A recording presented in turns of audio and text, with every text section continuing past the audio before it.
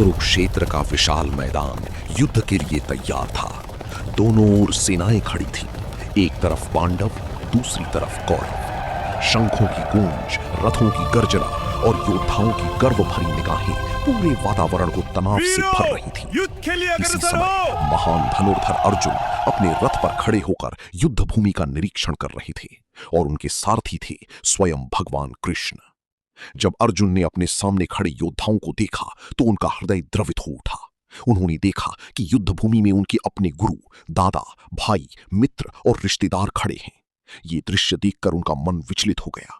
उनके हाथ कांपने लगे, धनुष नीचे गिर गया और वे निराश होकर बोले, हे कृष्ण, मैं अपने ही लोगों के खिलाफ युद्ध कैसे कर सकता हूं?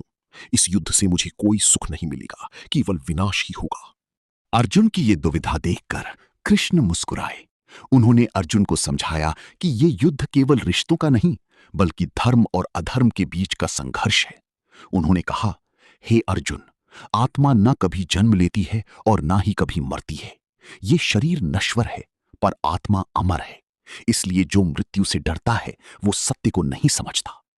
कृष्ण ने आगे कहा कि हर व्यक्ति का कर्तव्य, धर्म सबसे महत्वपूर्ण होता है।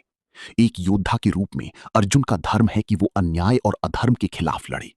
यदि वो अपने कर्तव्य से पीछे हटते हैं तो ये उनके लिए अपमानजनक होगा और समाज के लिए भी हानिकारक।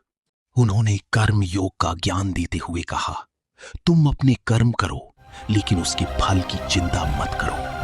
फल की इच्छा में बंधकर किया गया कर्म मन को कमजोर बनाता है, जबकि निस्वार्थ कर्म व्यक्ति को मुक्त करता है। धनुष उठाओ। कृष्ण की ये शब्द के मन में गहराई तक उतर गए। धीरे धीरे अर्जुन की शंका दूर होने लगी।